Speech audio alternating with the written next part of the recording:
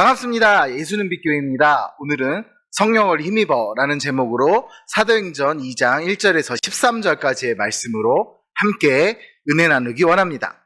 신약성경 사도행전 2장 1절에서 13절까지의 말씀입니다. 함께 오늘 본문 말씀 보겠습니다. 오순절 날이 이미 이름에 그들이 다 같이 한 곳에 모였더니 호련히 하늘로부터 급하고 강한 바람 같은 소리가 있어 그들이 앉은 온 집에 가득하며 마치 불의 혀처럼 갈라지는 것들이 그들에게 보여 각 사람 위에 하나씩 임하여 있더니 그들이 다 성령의 충만함을 받고 성령이 말하게 하심을 따라 다른 언어들로 말하기를 시작하니라. 그때 경건한 유대인들이 천하 각국으로부터 와서 예루살렘에 머물러 있더니 이 소리가 나매 큰 무리가 모여 각각 자기의 방언으로 제자들이 말하는 것을 듣고 소동하여 다 놀라 신기하게 여겨 이르되 보라, 이 말하는 사람들이 다 갈릴리 사람이 아니냐? 우리가 우리 각 사람이 난 곳 방언으로 듣게 된 것이 어찌 됨이냐? 우리는 바데인과 메데인과 엘람인과 또 메소보다미아, 유대와 갑바도기아, 본도와 아시아, 부르기아와 밤빌리아, 애굽과 및 구레네에 가까운 리비아 여러 지방에 사는 사람들과 로마로부터 온 나그네 곧 유대인과 유대계에 들어온 사람들과 그레데인과 아라비아인들이라. 우리가 다 우리의 각 언어로 하나님의 큰 일을 말함을 듣는도다 하고 다 놀라며 당황하여 서로 이르되 이 어찌 된 일이냐 하며 또 어떤 이들은 조롱하여 이르되 그들이 세술에 취하였다 하더라. 아멘. 부활절이 지나고 오늘은 성령 강림 주일입니다. 120문도에게 내린 성령의 역사가 우리 안에서도 넘치기 원합니다. 초대교회 제자들은 기도하는 중에 성령 세례를 받았습니다. 성령은 무엇일까요? 우리는 성령을 정의할 때 반드시 아버지와 아들이 보내신 영이라는 이름으로 고백하며 나아가야 합니다. 다른 영은 하나님이 보내신 영이 아니라면 그것은 우리가 거부할 수 있어야 합니다. 그렇다면 하나님은 성도들에게 왜 성령의 은사, 성령의 능력을 주실까요? 오늘 본문을 통해 성령 강림의 의미를 살펴보며 우리에게도 임하실 그 성령님의 역사를 기대하며 나아가기 원합니다. 함께 오늘 깊은 본문으로 들어가 봅니다.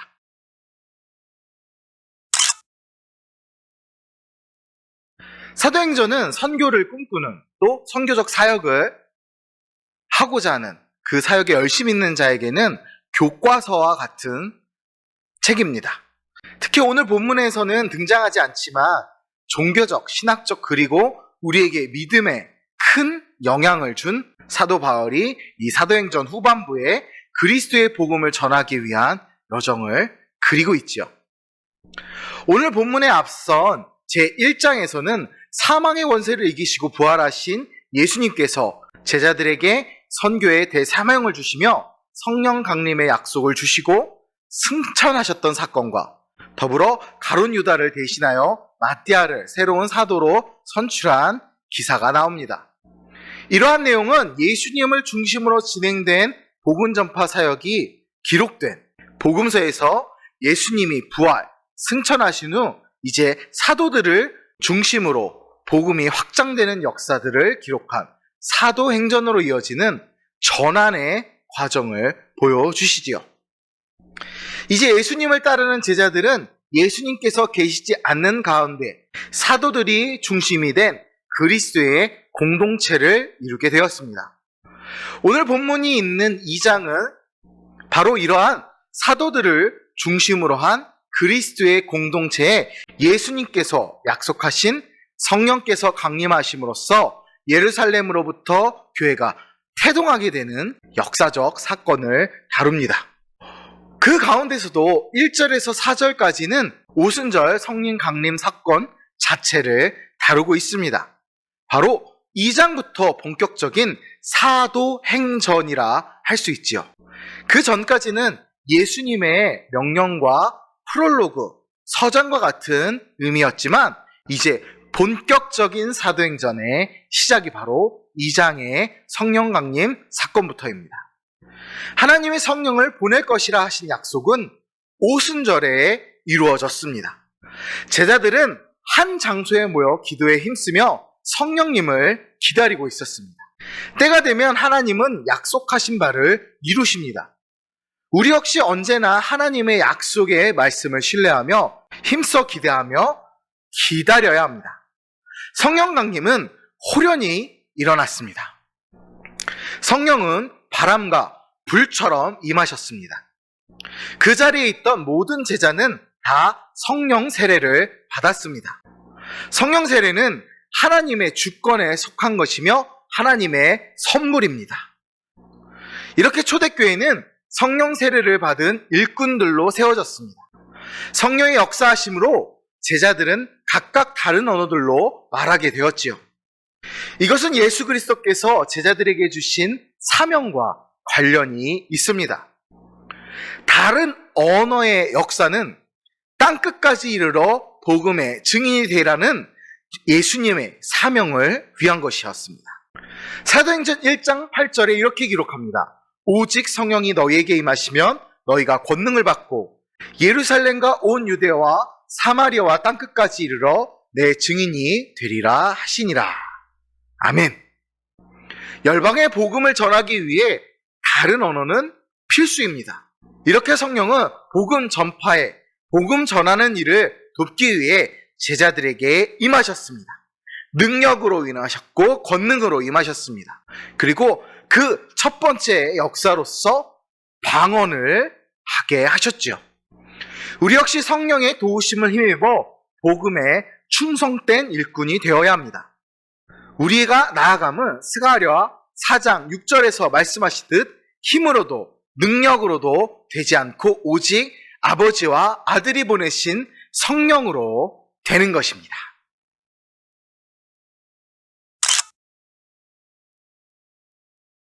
본문 5절에서 13절은 성령 강림의 결과로 제자들이 여러 나라의 방언, 언어를 말하는 기이한 형상을, 그것을 본 유대인들의 양면적 반응을 다루고 있습니다.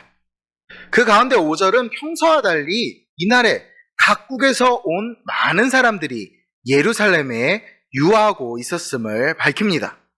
그 이유는 신명기 16절에 기록되어 있듯이 1년에 3번 여호와 앞에 나와야 하기 때문입니다.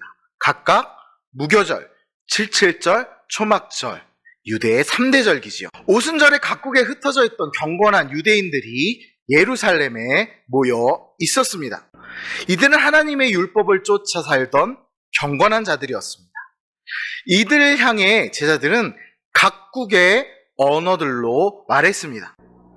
각 나라에서 찾아온 유대인들은 놀라지 않을 수 없었지요. 그 제자들은 갈릴리 출신이며 다른 언어를 배우지 못한 자들이었습니다. 이 일은 오직 성령이 말하게 하심으로 가능했던 것입니다. 고린도후서 4장 7절에서 말씀하십니다. 우리가 이 보배를 질그릇에 가졌으니 이는 심히 큰 능력은 하나님께 있고 우리에게 있지 아니함을 알게 하려 함이라. 아멘. 그렇습니다. 심히 큰 능력은 하나님께 있습니다. 하나님은 제자들을 통해 각국의 유대인들이 자신들의 언어로 복음을 듣게 하셨습니다. 이것은 열방에 흩어져 있는 각국에 복음을 전하시려는 하나님의 뜻입니다. 하나님은 제자들에게 성령의 능력을 덧입혀 예수 그리스도의 복음을 전파하게 하셨습니다. 복음 전파의 능력은 하나님께로부터, 예수님께로부터, 그리고 아버지와 아들이 보내신 영, 성령께로부터 나옵니다.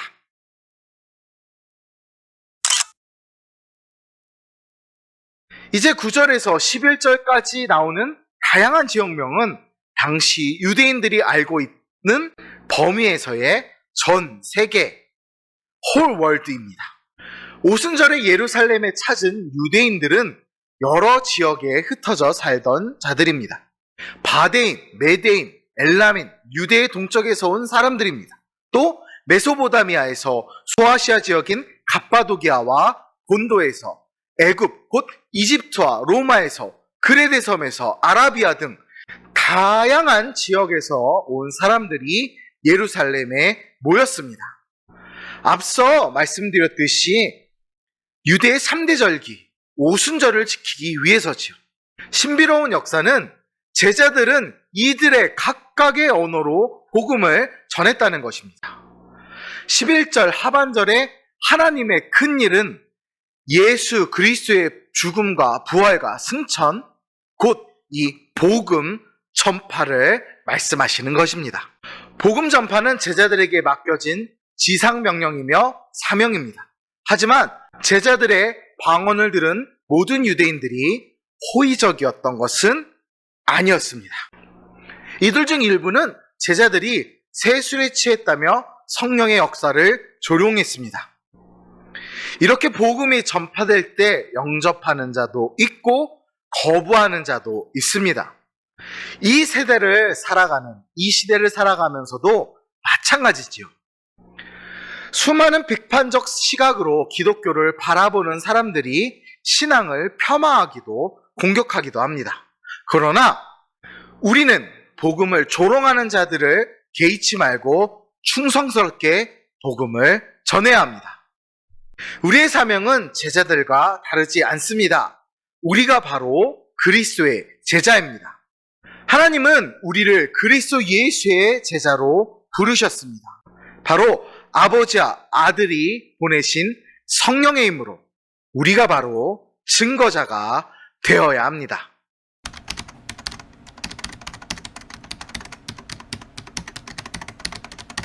하나님은 제자들에게 성령을 주셨습니다. 오순절의 각국에서 모인 유대 및 개종자들에게 그리스도의 복음을 전하라는 뜻이었습니다. 성령 강림의 가장 큰 의미는 땅끝까지 이르러 복음을 전하는 능력을 주신 것입니다. 성령은 복음 증거를 돕기 위해 강림하셨습니다. 우리 역시 성령을 힘입어 복음을 전하는 증인의 삶에 최선을 다해야 할 줄 믿습니다. 오직 그리스도의 복음을 힘입어 성령에 힘입어 복음 증거자로 승리하시길 주님의 이름으로 축복하고 기도합니다. 감사합니다.